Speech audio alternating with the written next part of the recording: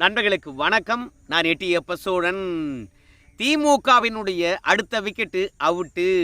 MLA எழிலரசனுக்கு 7.5.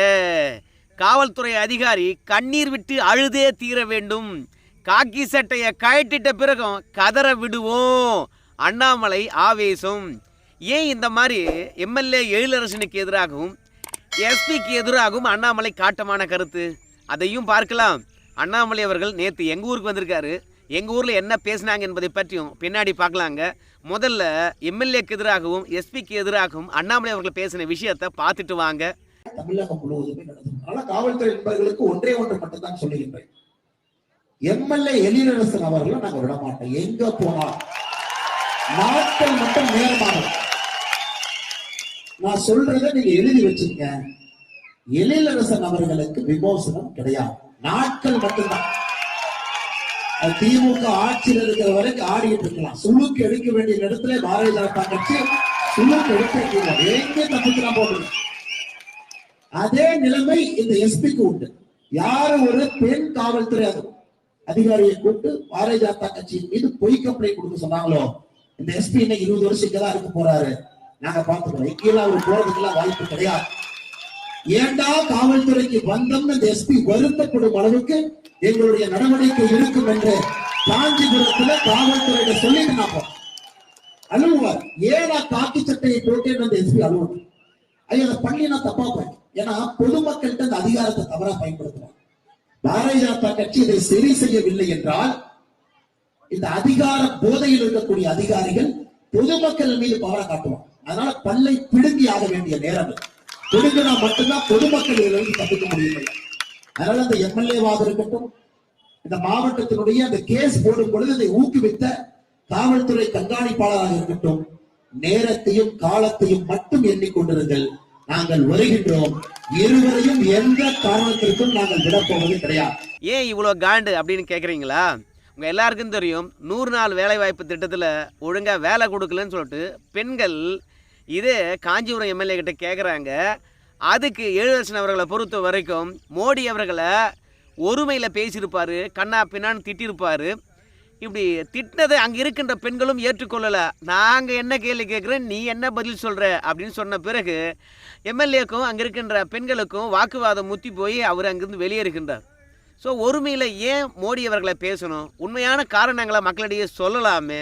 நீங்கள் எந்த அளவுக்கு ஊழல் பண்ணியிருக்கீங்க, உங்கள் விஷயங்கள் எனக்கு தெரியாதா அப்படின்னு பாஜக காரியதரிசிகள் போயிட்டு எம்எல்ஏ வீட்டை முற்றுகிட வேண்டும் என்று பேரணையாக போகிறாங்க. அப்படி பேரணையாக போகின்ற பொழுது காவல்துறையினர் தடுத்து நிறுத்துகின்றார்கள். இல்லை ஒரு நாட்டின் பிரதமரை இப்படி ஒருமையில் பேசியிருக்கவே கூடாது. ஏன்னா அண்ணாமலையிலிருந்து பாஜகவுடைய முக்கிய தலைவர்கள்லாம் பயங்கரமாக கண்டனத்தை பதிவு செய்தாங்க. அதுலேயும் எம்எல்ஏ எழிலரசன் அவர்கள் எந்த அளவுக்கு ஒருமையில் பேசினார் என்ற விஷயத்தை ஆங்கிலத்தில் மொழிபெயர்ப்பு செய்து டெல்லிக்கு அனுப்பி வச்சாங்க. அந்த அளவுக்கு தவறான தகவல்கள். தன் அரசனுடைய தோல்வியும் சரி, தான் சட்டமன்ற உறுப்பினர் இருந்து தன் பகுதிக்கு என்ன செய்ய வேண்டுமோ அந்த கடமையெல்லாம் செய்யாமல் விட்டதையும் சரி, ஒட்டுமொத்தமாக மறைப்பதற்காக எம்எல்ஏ எழிலரசன் அவர்கள் அவதூறு பரப்புறார் என்ற விஷயமானது பாரதிய ஜனதா கட்சிக்காரங்களுக்கு நல்லா தெரிஞ்சு போச்சு. அதுலேயும் தேர்தல் நெருங்க மாநில அரசாங்கம் என்ன தேர்தல் வாக்குறுதி கொடுத்தது, மாநில அரசாங்கமானது என்ன நலத்திட்டங்களை கொண்டு வந்தது, மாநில அரசாங்கமானது மக்களுக்கு என்ன செஞ்சிருக்கிறது, கல்வியிலிருந்து சுகாதாரத்தில் இருந்து போக்குவரத்தில் இருந்து உள்கட்டமைப்பு வேலைவாய்ப்பு வரைக்கும் மாநில அரசாங்கமானது என்ன செஞ்சிருக்கிறது, அதோட ஒவ்வொரு சட்டமன்ற உறுப்பினரும் தன்னுடைய பகுதிகளுக்கு என்ன வாக்குறுதி கொடுத்தாங்களோ அந்த வாக்குறுதி என்ன நிறைவேற்றிருக்காங்க. இதையெல்லாம் கடந்த காலம் மாதிரி மக்கள் கேட்காம விட்டு இல்லை. சோஷியல் மீடியா ஆதிக்கம் அதிகமாக இருக்குது. அதனால் 100 நாள் வேலை வாய்ப்பு திட்டமாக இருந்தால் கூட வேலை செய்கின்ற கால நேரம் போக மற்ற நேரத்தில் மரத்தடியில் உட்காந்து தனித்தனியாக செல்ஃபோனை தான் பார்க்குறாங்க. அதனால் எல்லா விஷயங்களும் தெரியுது.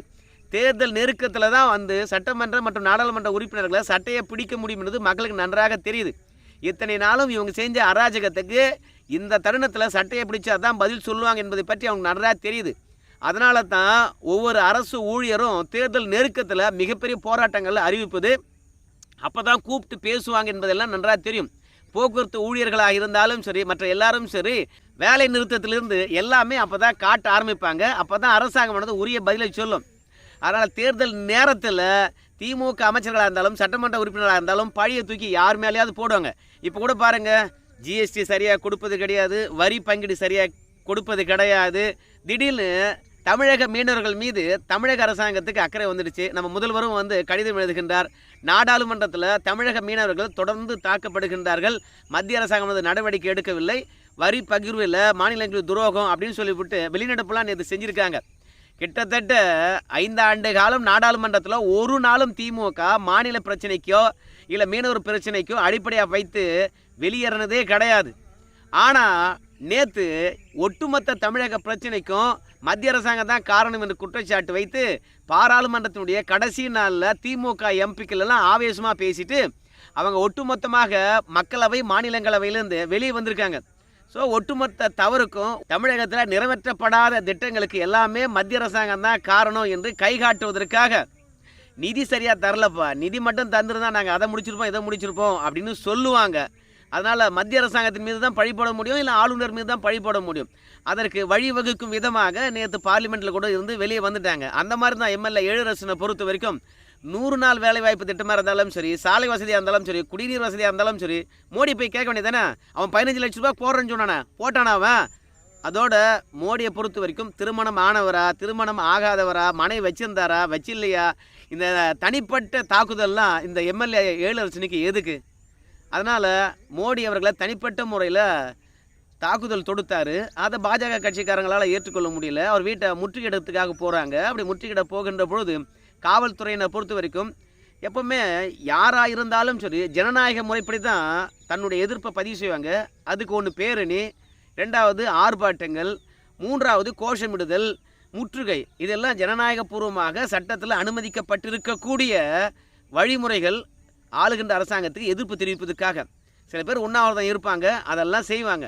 இப்படி அனுமதிக்கப்பட்டிருக்கின்ற போராட்டத்தை முன்னெடுக்கின்ற போது கூட பாஜகக்காரங்க இனிமேல் இந்த போராட்டத்தில் ஈடுபடக்கூடாது என்பதற்காக இந்த காஞ்சிபுரம் எஸ்பி அவர்கள் என்ன சொல்கிறாரு, எம்எல்ஏ வீட்டை வந்து முற்றுகிறாங்களா, இவங்களுக்கு அந்தளவுக்கு ஆகி போச்சா, இவங்க உடனடியாக ஜாமீனில் வந்துடக்கூடாது, 1 வாரமாவது உள்ளே இருக்கணும் அப்படின்றதுக்காக ஒரு பெண் காவலரை போயிட்டு இவங்க தகாத முறையில் எங்கிட்ட நடந்துக்கிட்டாங்க, அத்துமீறினாங்க அப்படின்னு சொல்லிவிட்டு ஒரு சில பேரை குறிப்பிட்டு நீங்கள் புகார் அளிக்க வேண்டும் என்று காஞ்சிபுரம் எஸ்பி அவர்கள் வந்து பார்த்தீங்கன்னா இந்த எம்எல்ஏவை காப்பாற்றும் விதமாக, பாஜக காரங்களுடைய போராட்டத்தை ஒடுக்கும் விதமாக, அவங்களை அச்சுறுத்தும் விதமாக அப்படி வழக்கை திரித்திருக்கிறாரு, புகார் கொடுக்க சொல்லியிருக்கிறார்.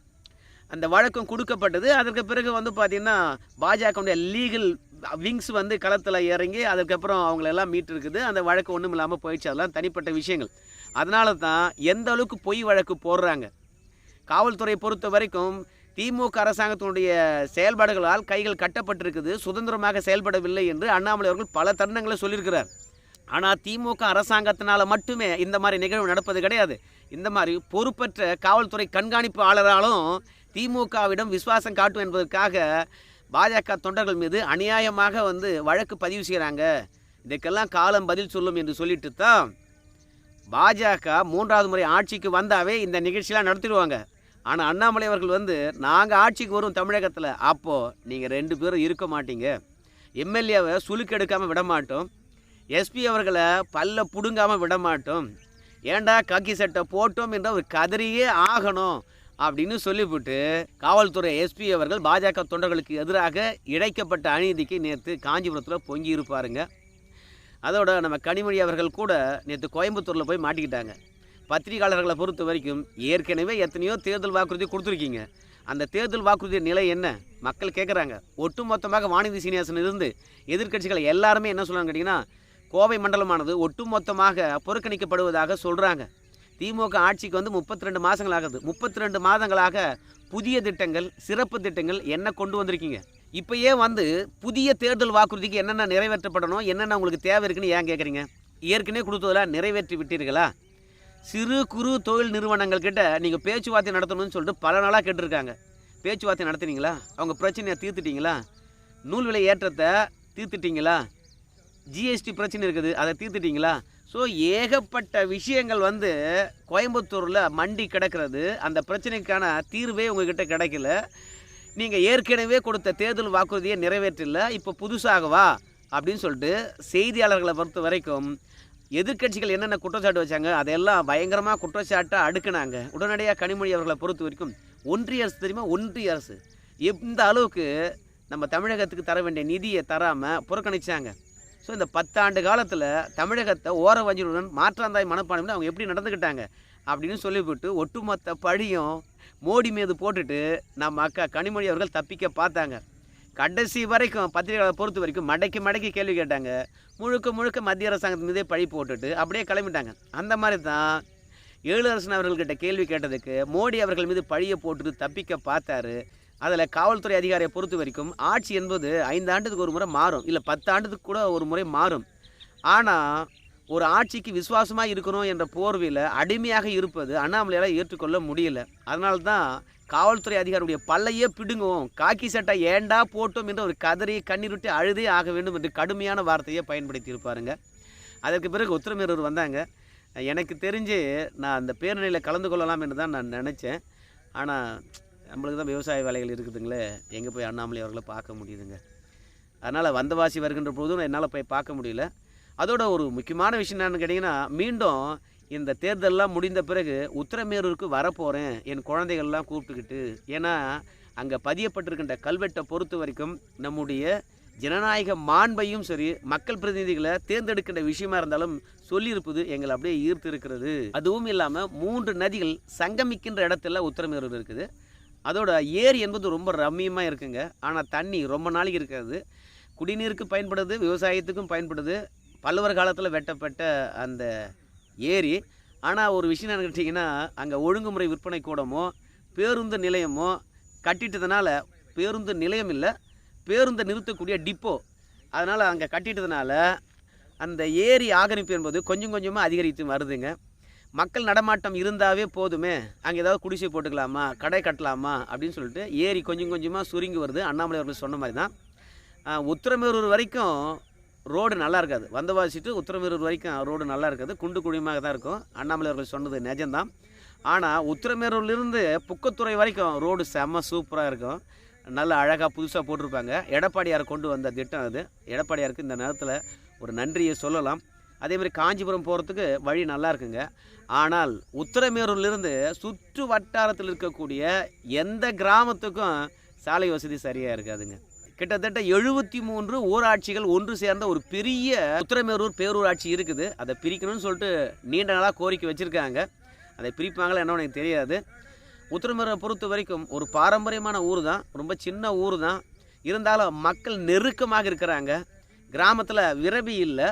அதனால தான் அந்த உத்திரமேரூரை பொறுத்த வரைக்கும் எப்போதும் போக்குவரத்து நெரிசல் அதிகமாக இருக்கக்கூடிய ஒரு பகுதியாகவே இருக்கும். நீங்கள் வந்தவாசி போகிறதா இருந்தாலும் சரி, காஞ்சிபுரம் போகிறதா இருந்தாலும் சரி, சென்னை போகிறதா இருந்தாலும் சரி, சென்ட்ரு பாயிண்ட்டுன்னு சொல்கிறது உத்திரமேரூர் தாங்க. செம்ம கூட்டம் இருக்கும். எந்த பஸ்ஸுவாக இருந்தாலும் சரி, நீங்கள் எவ்வளோ பஸ் விட்டாலும் சரி, ரொம்ப கூட்டமாக இருக்கும்.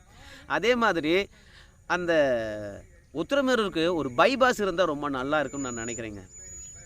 ஏன்னா உத்திரமேரூர் பஸ் ஸ்டாண்டு, இந்த பக்கம் கடைகள், ஒரு பேருந்து வந்து இன்னொரு பேருந்து வந்தால் அப்படி சைடில் ஒதுங்கி போக முடியாதுங்க. பயங்கர நெருக்கமாக இருக்கும். அதுவும் இல்லாமல் அதுதான் கடை தெருவே, வேறு எங்கேயும் கடை தெருவு கிடையாது, அக்கம் பக்கம் கடை தெருவு கிடையாது. அதனால் மக்கள் நெருக்கமாக அங்கே தான் கடைகளில் போய் வாங்க வேண்டியதாக இருக்கும். அதே மாதிரி பேருந்து நிலையத்தை ஒட்டியே வந்து வைகுண்ட பெருமாள் கோயில் இருக்குது. அங்கே தான் கல்வெட்டு இருக்கிறது. எப்போதுமே அந்த கோயில் மூடித்தான் இருக்கும். எப்போ திறக்கிறாங்கன்னு கூட தெரியாது. சொந்த ஊரில் நான் இருக்கிறேன், நானே இப்போ கோயில் திறந்துருக்குமா அப்படின்னு சொல்லிட்டு சந்தேகத்தோடு தான் போனோம். பல முறை கல்வெட்டுக்களை நான் போய் பார்த்துருக்கிறேன். ஸோ ஏற்கனவே அங்கே பல்லவர் கால கோயில் இருந்தது. அப்புறம் சோழர்கள் அங்கே கைப்பற்றினாங்க. சோழர்களுடைய முதல் தலைநகரமே, அதாவது முற்கால சோழர்களை பொறுத்த வரைக்கும் தஞ்சையை தலைநகராக வைத்து ஆண்டாங்க. ஆனால் பிற்கால சோழர்கள் என்று சொல்லப்படுகின்ற ராஜராஜ சோழர்லாம் வராங்க இல்லையா, அந்த சோழருடைய தலைநகரமாக உத்திரமேரூர் இருந்தது. ஏன்னா பல்லவர்களிடத்தில் வந்து போர் வீரர்களாக சோழர்கள் இருந்தாங்க. பிறகு அதே பல்லவர்களை வந்து பார்த்திங்கன்னா வீழ்த்தி மீண்டும் வந்து அவர் பேரரசர்களாக மாறினாங்க. அதனால் தலைநகராக இருந்தது பராந்தக சோழன் காலத்தில் இருந்து உத்திரமேரூர் தான். அதனால தான் அங்கே குடவோலை முறையை கொண்டு வந்திருக்காங்க. தேர்தல் நிற்பதுக்கான தகுதி என்ன என்பதையெல்லாம் அதில் விரிவாக சொல்லப்பட்டிருக்கிறோம். அதோடு போச்சுன்னா எத்தனை வயது கொண்டவங்க தேர்தலில் நிற்கலாம் அப்படின்னு சொல்லியிருக்காங்க. ஒரு அமைதியான ஊர், அற்புதமான ஊர் தான். சுற்றி வயல் நிலங்கள் தான், ஃபுல்லாகவே பச்சை பசேல்னு தான் இருக்கும். அதே மாதிரி சாலையில் இருமருங்கிலும் எப்போவுமே மரங்கள் நிறைந்திருக்கும். நீங்கள் வந்தவாசி பக்கம் போனீங்கன்னா தெரிஞ்சுக்கணும். அவ்வளோ குளுமையான சாலை பகுதி, விவசாயங்கள் நிறைந்தது. ஏரி சுருங்கிட்டு வருது, ஏரி தூர் வாரில் கரைகளை கட்டுறேன்னு சொல்லிட்டு ஒரு 10 ஆண்டுக்கு முன்பாக இறங்கினாங்க. எடப்பாடியார் ஆட்சி வந்த பிறகு குடிமராமத்து பணிகளானது செய்தது. அதற்குள்ளாக தண்ணி வந்துடுச்சு ஏரியில். அதனால் முழுமையாக தூர் வர முடியலை. மொத்தமாக என்னை பொறுத்த வரைக்கும் உத்திரமேரூர் ஒரு நகராட்சியை அறிவிக்க வேண்டும் என்பது என்னுடைய எண்ணங்க. இன்னும் பேருந்துகள் அதிகமாக வரணும். மக்கள் கூட்டம் அதிகமாக இருக்கிறது. சென்னைக்கு இல்லைனா கூட வந்தவாசியை நோக்கி நிறைய பேர் நகர்றாங்க. அதனால் நிறைய பேருந்துகள் அங்கே இருக்கணும். அதே மாதிரி நிறைய கிராமங்கள் நிறைந்த பகுதியாக இருப்பதனால உத்திரமேரூர் நோக்கி தான் நிறைய பேர் வராங்க. உணவகங்களோ மருந்தகங்களோ அங்கே பெருசாக எதுவுமே கிடையாது. ஒரே ஒரு ஹோட்டல் இருக்கும், சைவ ஹோட்டலு. நிறைய ஹோட்டல்கள் இருந்தாலும் சரி, அந்த ஒரு ஹோட்டல் மட்டும்தான் சாப்பிட்றது மாதிரி இருக்கும். அதனால் நீங்கள் உத்திரமேரூர் வரணும், கல்வெட்டை பார்க்கணும் என்று அண்ணாமலை அவர்கள் எல்லா ஊர்லேயும் போய் சொல்லுவேன்னு சொன்னார். அதுக்கே நான் நன்றி சொல்லணும். மீண்டும் வராரு, அவரை நான் பார்ப்பேன் உத்திரமேரூரில் என்ற ஒரு நல்ல விஷயத்தோடு இந்த வீடியோவை நான் முடிக்கிறேன். எம்எல்ஏக்கு 7.5 இருக்கா இல்லையா? எஸ்பி அவர்கள் பல்ல பிடுங்குவாங்களா இல்லையா? முடியுமா முடியாதா? உங்கள் கருத்தை சொல்லுங்கள். நன்றி நண்பர்களே.